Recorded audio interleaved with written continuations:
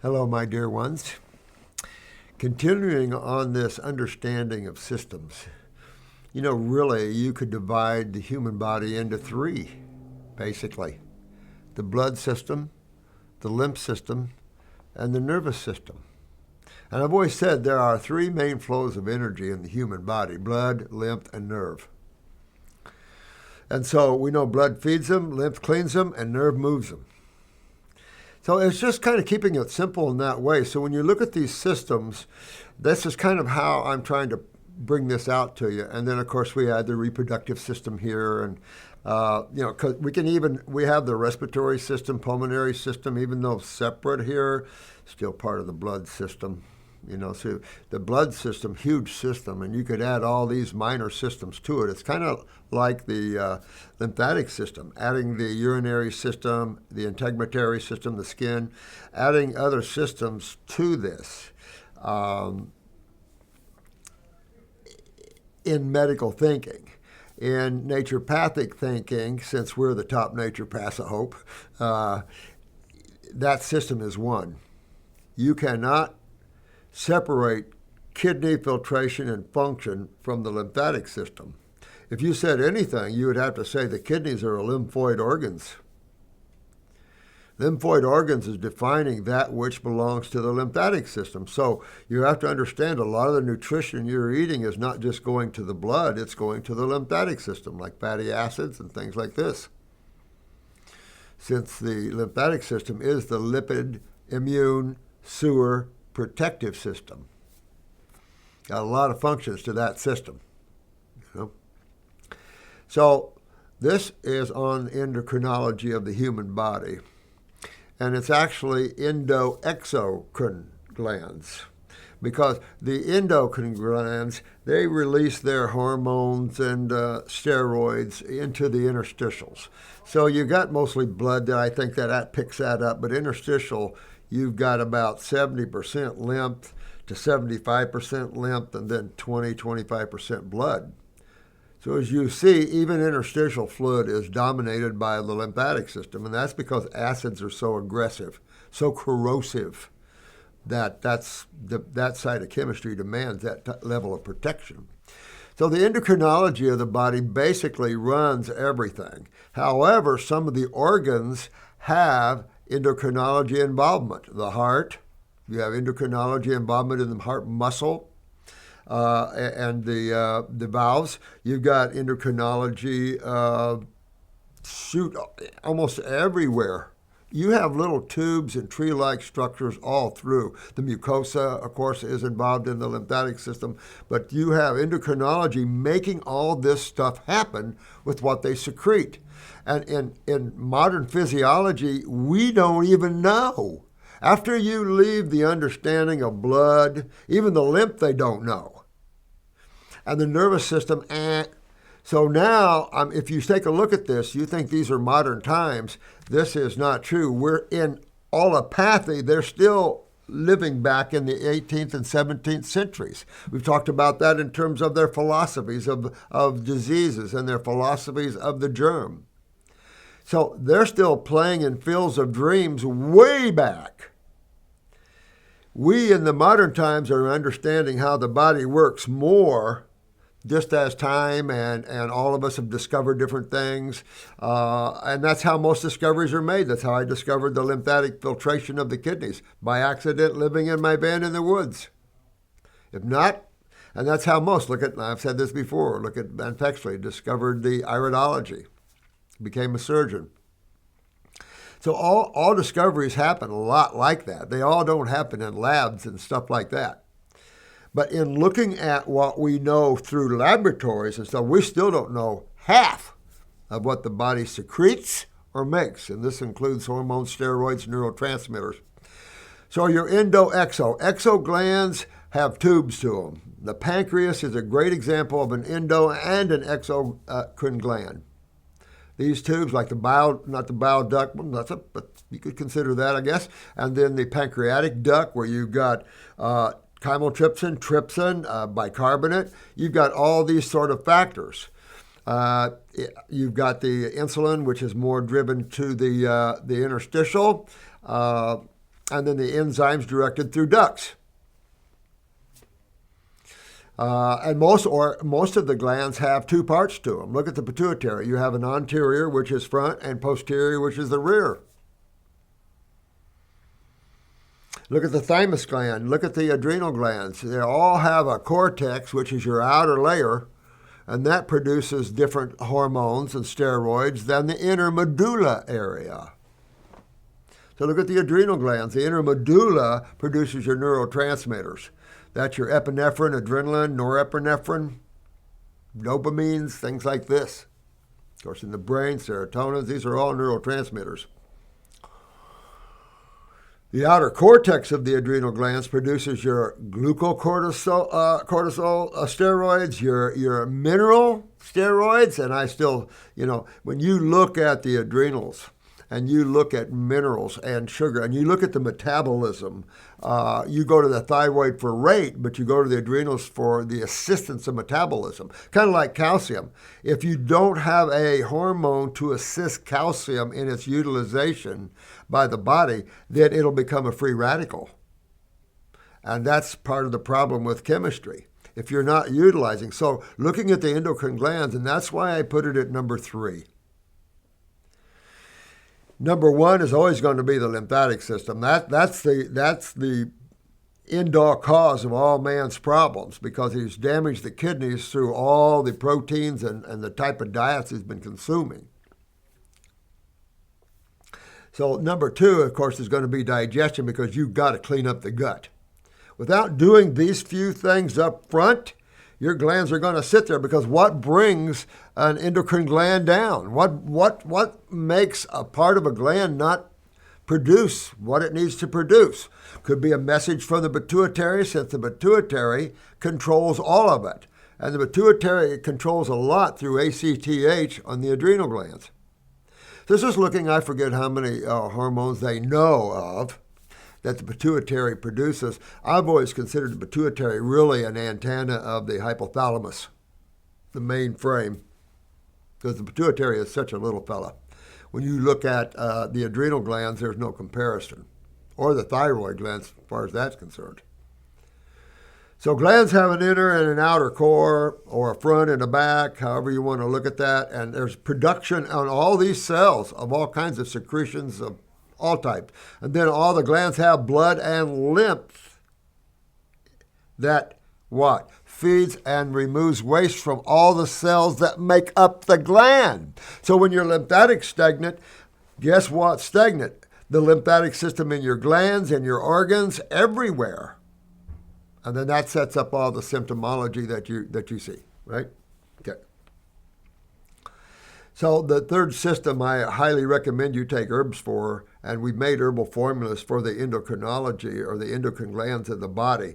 And just to make it easy, we'll call them endos, but it's endo-exo. You got to remember that you've got 2 types of glands, tubes and tubeless. And that's all that is. It's no big deal anyway. The thymus gland. A lot of people don't know too much about the thymus gland. We know the thymus gland has 2 parts. It has a medulla and an outer core. The thymus gland, of course, takes B cells from the bone marrow and matures them to helper Ts, T cells, and these are your main immune cells. Your T cells, B cells, NK cells, these are your natural killer cells. These are the boys that have good memories and everything like that and deal with natural immunities and stuff like that. However, a case in Miami, and I brought that out on YouTube, where a young lad, they blamed the family because the family put their young child on raw, and he kept getting more emaciated, and they blamed the family and the raw foods. The problem with that raw foods is much more nutritious than anything else you can eat. So why was the lad not growing and producing? They brought in a raw food pediatrician, and he said, how can you claim that cooked food's better than raw? So what they found in this case was the thymus gland in some way, and we looked everywhere. On the endocrinology sites, we looked everywhere, but we found it somewhere, and I can't remember, where the thymus possibly works with the pituitary and growth factor hormones, and this child had an atrophied thymus gland. So there's a lot to deal with. They think it's just growth of the immune system and the immune cells, the lymphocytes, but in reality, you've got growth factors that's, again, things that we don't know. I mean, there's so much of it. That's why you hear me always talk about theories, because I'm trying to break this concept. If you read it, you think it's true. It's not true. People can write anything they want in these books. It doesn't make them true. You've got to be able to experience, see, and understand these things for yourself. So what brings glands down? Genetics. Yeah, every cell in the body is a genetic cell. But what brings down the function of anything? Something has to block or inhibit the function of a cell. What could possibly do that? Well, you only have two fluids that flow around them, medical doctors. So pick which one? And isn't something bizarre coming in from outer space? So you have blood and you have lymph. Now, the blood does move pretty quick, and so rarely is it a blood problem. You start to get ischemia first, then you start, having pain first and stuff like that, and could be a blood problem. Wait a minute, though. Blood is alkaline, so it doesn't fit into the cationic, agglomulation, things like that. So, it's that lymph system that's swelling and making blood become ischemic. So blood has no problem moving. It's the lymph system everywhere that swells you. And as you get stagnation of the lymph, head to toe, you have to understand. Remember, this is the lymphatic system in the finger. Look how detailed that is. You can imagine the lymph system in your heart, in your brain, everywhere. They didn't know the brain had a lymph system till the Finns found it. Well, the University of West Virginia did find it in mice. 2014, 2015, that's a bit back. But it takes the allopathic about 25 years or more. Now, I brought out kidney filtration 50 years ago. And all you guys that bought into that and realized that, used that, and now you're curing everything. It's amazing. I love it. So when you look at the endocrine glands, you also consider the lymphatic system involvement of why that gland is suppressed, or cortisol or anything is suppressed from making it. What would a gland make something really good one day and the next day stop or cease to start making it? What could affect that? You're either looking at another gland that's its superior, which would be the pituitary, hypothalamus, the CNS, or you're going to be looking at the ANS, the messenger system. So that would be the adrenal glands too. And then the ANS, that turns everybody on, including the glands. That's the autonomic nervous system. So it is these systems are so tied together that it's difficult to say, that one, you only need to work on that one or that one. So the main one to work on, if you only worked on your lymphatic system, you would reach like fingers all through the body and clean it and open up the flow of blood energy. That opens up the consciousness, because your consumption is a lot more than just chemistry. It's electromagnetic energy. It's the consciousness of the plant or herb or whatever you're consuming. So when you consume dead animal meat or you're consuming beans or grain, these are dead things. Using that analogy, nothing's dead, but these are dead foods. And so there's equilibrium, there's homeostasis. So if I'm eating nothing but low energy cooked dead food, what's that going to do to my systemic energy? It's going to pull me down. It's the same as when you start eating fruit. It has more energy than most humans. So, the fruit starts to pick you up. Most humans are only at about 7,000, believe it or not, maybe 8,000 angstroms of energy or units of electromagnetic energy. And a fruit is about 12,000. That's why most humans go, wow, holy crap, this gives me a buzz. This really gives me energy, things like that. That's because humans are down here eating foods that are down here, and now we're asking you to eat foods that are way up here.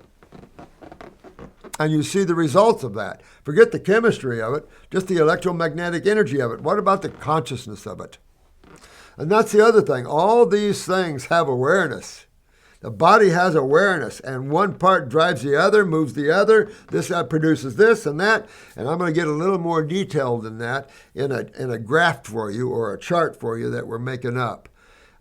There's these charts are found in A&P books and stuff, but I'm going to get a little more naturopathic with them and give you a little more understanding of these different glands and what they produce and the importance of that production and what you experience.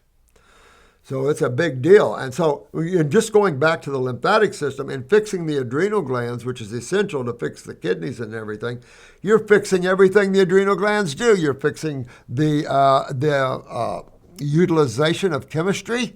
You're fixing neurotransmitters. You're fixing the autonomic nervous system. You're fixing sugar metabolism. You're fixing your gonadal, believe it or not, you got gonadal steroids in there. So all these things are being fixed as you fix the lymph system. That's the cool part about that, you know. And we'll get into the gonadal reproductive system, but again, we're reaching into the endocrinology. You're already reaching into that system by testes and ovaries. You got testosterone and estrogen in both male and females, right? And estrogen and testosterone are minor acids, but minor acids stimulate and get things moving. I've said this before, women have a lot of vaginal dryness because they have low estrogen. And estrogen is essential. Progesterone will dry you out. And that's alkaline. And estrogen is acidic, but minor acids. And these minor acids, anywhere from 5.5 to 7, they're more beneficial. You know, we don't have to beat them up too much. You get an acid like lactic acid or something at a 3 pH, that's what damages your cells. That's what breaks down a cell is 3 pH. But 3 to 6 is logarithm, so you're 10 by 10 by 10. So you're 1,000 times hotter at a 3 or more. Okay. So looking at the endocrinology, then we can use herbs that are specific. And you know what's interesting is the berries. When you look at the berries, they're all endocrinology herbs or foods, if you will. And so it's interesting. Look at saw palmetto. Saw palmetto berry is good for just about every endocrine gland in the body. Good for the thyroid, obviously the prostate. What's good for that is good for the ovaries. You can just look at these endocrine gland berries and go, wow. They used to say the shape of the berry and the look of the berry or fruit determines what part of the body it's designed for. So you look at the blackberry and it's designed. It says, oh, that's brain food. I wonder what the banana's for. It's just amazing to see how this is all connected. Now, the other part of this is that your endocrinology is also your spirituality. See, for you that are working in the field of detox and helping others to regain their health, you know that there's a certain point where they move into an emotional detox. Their physical body is moving pretty good now. The adrenals are coming up, and now their emotional body, which is called the astral body, spiritually, that emotional body is going to start draining. All the things that you hold on to are going to come to you and want to be gone. Because you're now developing yourself. Believe it or not, when you start hooking to fruit and you start hooking to these higher levels, your spirituality is going to be developed too. And so as you clean the adrenals, so will your emotions get cleaned out and you'll become stronger. You won't be like a leaf blowing in the wind emotionally. You won't have people running over you and driving over you emotionally. You will be me emotionally. It's all about you and no one else. I mean, when you pull things into you, they're in your experience with you. But in your analogy, there's only one person experiencing all of this, and that's you, of course. And then when you break down the bodies out, there's only one experiencing all of this. Only one. So the adrenal glands, and I've talked a lot about the CNS up here being the crown chakra area, as you begin to clean thyroid, the id, the ego, as you begin to clean this up, because your solar plexus, the thymus, and all this is going to be your causal body. I think your heart chakra is definitely going to be your pure mind, which is cosmic consciousness. But outside of that, as you go on, and we've always said for you spiritual geeks that go from the crown out, don't play with the kundalini and moving or playing with the lower chakras or endocrine glands. Because as you begin to clean your endocrine glands physically, it will begin to pull and clean them etherically. And you have to be prepared to understand that. And be able to go, past any thought that comes to you, any negative, anything like that, let her go. You're cleaning. You're cleaning out your thoughts. You're cleaning out your emotions. You're cleaning out your physical body. So let things go. Let things get out of you, right? And when you're working with the glands, you're working with the bosses. And this is where the real meat of these things are, because they're connected to your other bodies. And that brings you into a much higher level of appreciation and understanding how everything is connected. It calms you. Acids agitate and irritate you. Alkalis calm and enhance you.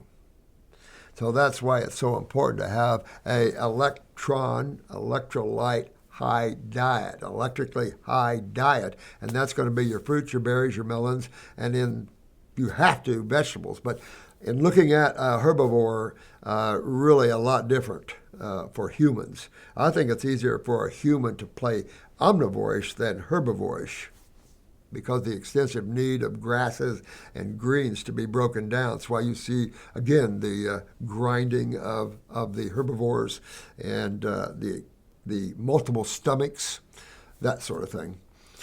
But anyway, keep working on these glands. You use herbs for the glands, but you're already starting. You started your patient or yourself or your client, you started them on the lymphatic system. You've added in the digestive system. You're cleaning the bowels and the gut up. Vital, right?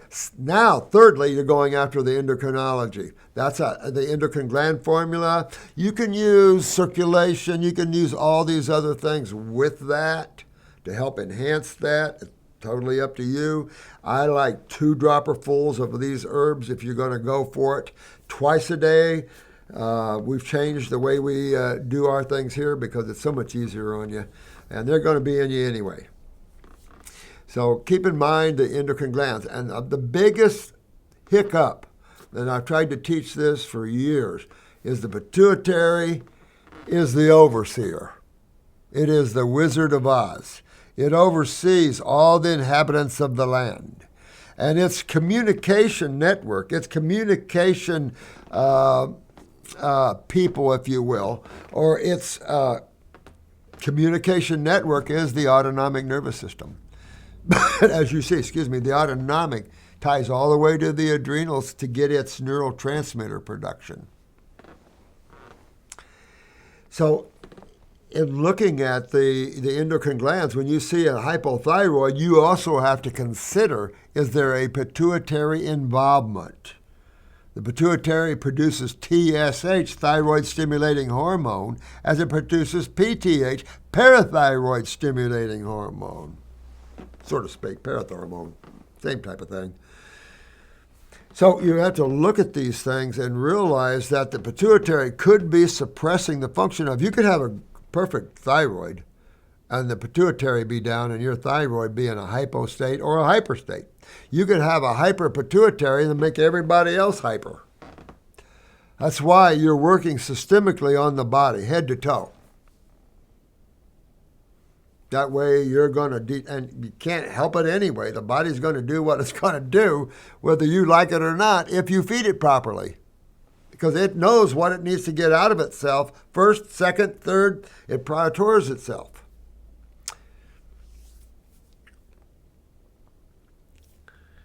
So always remember to look pituitary. Pituitary failure causes women not to conceive. Pituitary failure causes women's menstrual cycles to be irregular. These are the telltale signs of pituitary problems. You don't carry your child for full term. Now, postpartum depressions and stuff, that's parathyroid, but you want to look at the pituitary at the same time with this. Children, undersized, oversized, too tall, too short. Women shouldn't be over 5'8", realistically. Anything 5'6" and below, I always see a pituitary issue. Anything 6 foot and above, I always see a pituitary issue. Right? And everything can be fixed. Now you've got the pineal. They don't know whether it's a gland or not. They know it's melatonin, but they're not quite sure. We call it the tisratil, or the third eye, spiritual, in the spiritual worlds. And that's where you're looking through. The doorway into the inner worlds is through the third eye. But it also regulates your sleep cadences and all this sort of thing, your rhythms and sleep cycles and things like this. But they're not quite sure how. So there's so much that we're not quite sure how. And there's other hormones and steroids that are not listed that you're going to see that we don't know. We just don't know. And I love these professors that realize at a certain point we're just playing with theories, because we don't know. And when you look at everything so connected, you also have an astral presence. You have a mental presence that you can't see physically that's involved in all these structures too. Every cell has an emotional body. Everything that here physically also has to have an emotional body, astral body, has to also have a mental body. You can't be here in any way, shape, or form without it. And you see that. You see cells carrying pain and emotions. You see it in animals. You see it in plants. You see it everywhere. And when you start looking and understand how the God worlds are put together, you start, oh yeah, that makes sense. I can understand things now. And that's why it's important to look at these things and to get that understanding for yourself. And all the pieces of this jigsaw puzzle will start coming together, and you got to look at that. That wasn't difficult. Of course, digging into the nano and sub-nano levels, that's all theory and, what are we looking at, and, all of that sort of thing. Especially in the research today and where science is and the misunderstanding of a lot of chemistry and stuff, it's funny because I listen to a lot of science news and stuff, and it's like they're not sure. It's like this lymphatic research group. They found a 3-headed macrophage where in the pancreas, a couple places, and they're going, what's a 3-head macrophage and why in just these tissues? Their whole thing was to research and understand what the lymph system is, but they got trapped in these 3-headed macrophages. So you begin to see all this research out there, and you begin to go, guys, pull back and understand the totality of it as a sewer system, as an immune system, which would be the sewer system, as a protective system, and it would be since it's lipid-based to help protect you. Blood can't do all that. No, it's a water-based. It's electrical. It needs to bring you energy fast and get it to these cells, and on it goes. The lymph system has to, I always use the rabbit and the hare, so to speak, or the hare and the turtle.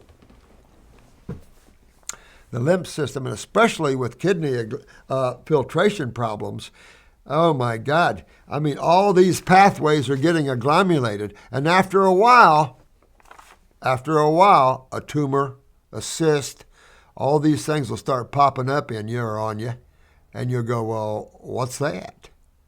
And that has been a long road coming. That's why it takes a little while to detox. You can't get upset with that. You get heavily agglomerated all over the place. Now your body's got to clean all these pathways out through what? You got skin and kidneys, or is it going to ooze through your eyes, out your ear, under your arms, under your breast, in your groin, and between your toes? Yeah. That's stuff you want out. You want to smell sweet as the fruit you're eating. And by the way, your body's odors will become to smell like the food you're eating. All your fluids in your body changes their texture, their taste. All these things in the body change. And it's just, when you look at this thing, it's amazing. It's amazing what the glands do in regulations, and you get the adrenals and regulating kidneys and regulating the pH balances. And that's another very important thing. It drives you nuts how the body is trying to regulate pH balances in a system that the intake is constantly acidic. The body struggles to do these things. Well, that is malabsorption cellularly. You know, the pH has to be perfect in the cytoplasm and the interstitial fluid to have true cell wall permeability. So all these things have to be lined up. You couldn't even begin. When you sit down to a meal, you're going to sit down there and think about all these things in the body. You know, that, I make sure that that the electrical is just fine because then I have to have that pH just right. And then how do I do that if I'm eating always acid food? Oh, I'm always eating acid foods. How can the body, it's going to steal electrolytes. Oh, but see, so health decays. You have to eat that which the cells require. You have to eat the alkaline side of chemistry. That's the whole understanding. Alkaline blood, acid lymph. Keep it simple. So work on these endocrine glands as well. So every client I've ever had, I always put them on an endocrine gland formula. Now, what about glandulars? All right, so I am a fan of glandulars, believe it or not. If man didn't eat animals and animals weren't slaughtered, okay, no problem. But man eats animals and slaughters them. Well, if you're going to slaughter them, use them up totally. Don't go to waste. Right? So man's even being harvested. I worked in the emergency room, and when someone died in the emergency room on us, we just tape their eyes closed and wait for the harvesters. You know? And so New Zealand is probably the most humane harvester of organs and glands out of robot cows and things. And that's respectful because you just don't, kill an animal and eat it. Respect is a good thing. But when you're down and the adrenals are down, a glandular can pick it up. Rare that I use a glandular for the thyroid because thyroids can pick up pretty easy. If I do, I'm only using a 10 to 50, no more than 100 really milligrams for that. The parathyroids, I use a 10 to 50. We have a 50 we use most commonly. BID twice a day. It's most common. I don't really give a glandular for the pituitary. The pituitary, that little puppy can start spinning like nobody's business. I gave a nurse one time a pituitary glandular, and she did a blood workup, and all her hormones out through her body was going crazy. Well, they freaked out, but she was asymptomatic, which is interesting to me. She was totally asymptomatic. But in her blood work, her hormones and steroids were going crazy. So I said, you have to come off the pituitary and leave that baby alone. So then I really learned from that, and I said to myself, I just use herbs for that little fella and keep getting up in here lymphatically and blood flow. And that's what you're looking for. You're looking for blood flow and lymph flow, right? You don't want to lose blood flow. And you got so many people that are scarred up with cholesterol, that you got to keep them on a circulation formula. And we'll get into that one as we go down the line here. So I'm trying to put the systems in order of their importance when you're working on something. And I can't say that any one's more important than the other one. You can put the reproductive system over here if you want, but when you're getting into all the systems, they're all related to blood or lymph in one way or another, or nerve. So have fun doing this. I've enjoyed putting together these new herbal formulas. They're just another level of herbal formulas, and so enjoy looking at them and trying them. See what you think. They're definitely handcrafted from day one. Yep, the percolation. We're handcrafting them from day one. All organic and all wild crafted. And look at the ones, because I design all these with you guys and our clinics in mind, because I know what it takes to work on a human. But with the right botanical formulas, that's why you always, if you're going to make your own herbal formulas, make them right. You don't heat them.